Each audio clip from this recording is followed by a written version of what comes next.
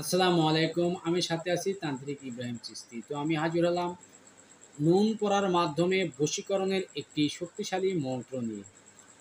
তো আপনারা অনেকেই বলে থাকেন, গুরুজি কোনো কিছু খাওয়ায়া যদি বশ করা যায় বা বশীকরণ করা যায় সেরকম কোনো বিদ্যা দিন।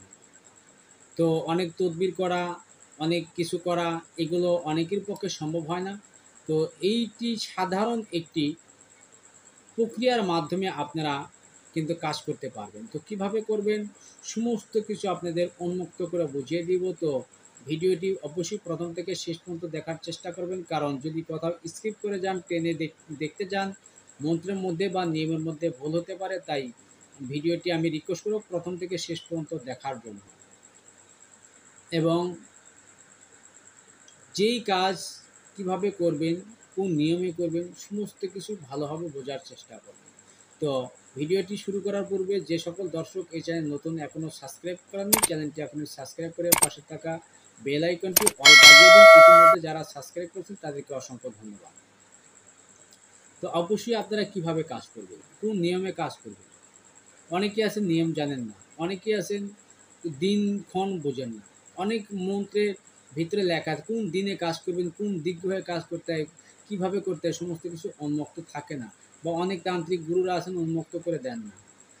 তো সেগুলো দিয়ে মূলত কোনো কাজ হবে না বা কাজ হয় না। আগে নিয়ম জানতে হয়, পরে তন্ত্র বা মন্ত্র জানতে হয়। তন্ত্র তো নিজের দেহ, আর মন্ত্র অর্থ বাক্য। তো এগুলো আপনাদের বুঝতে হবে। তো আমি যে মন্ত্রটি আপনাদেরকে দেবো সেই মন্ত্রটি কোন নিয়মে কাজ করবে সেগুলো ভালোভাবে জেনে নিন। তো বেশি কথা না বাড়িয়ে চলুন আগে স্ক্রিনে মন্ত্রটি দেখে আসি, নিয়মটি আমি পরে বলে দিচ্ছি। মন্ত্রটি হচ্ছে ওম ভগবতী ভগাদায়িনী অমুকি অমুকের মং বসমায় কুরু কুরু সাহা। এই মন্ত্রটি প্রথমত আপনাদেরকে যেকোনো যেকোনো গ্রহণের দিন, সূর্যগ্রহণ বা চন্দ্রগ্রহণের দিন, এই চন্দ্রগ্রহণ হলেও চলবে, সূর্যগ্রহণ হলেও চলবে, এই দুটি গ্রহণের যে কোনো একটি গ্রহণের দিনে মন্ত্রটি প্রথমত আপনাদের 10,000 বার জপ করে সিদ্ধি করে নিতে হবে, কারণ এটি বীজ মন্ত্র।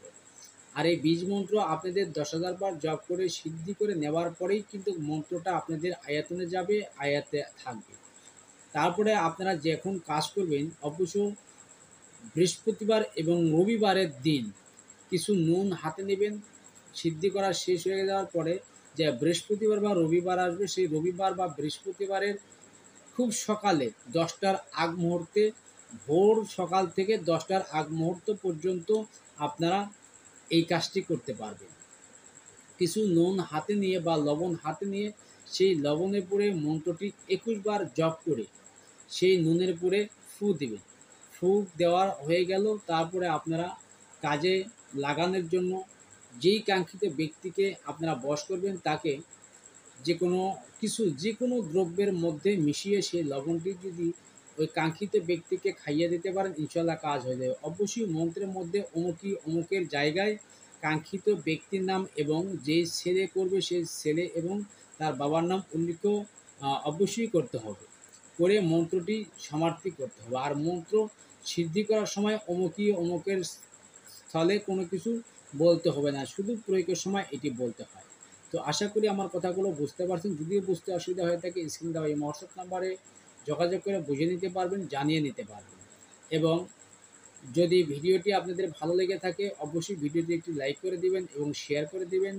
তো সবাই ভালো থাকবেন, সুস্থ থাকবেন। আল্লাহ হাফেজ।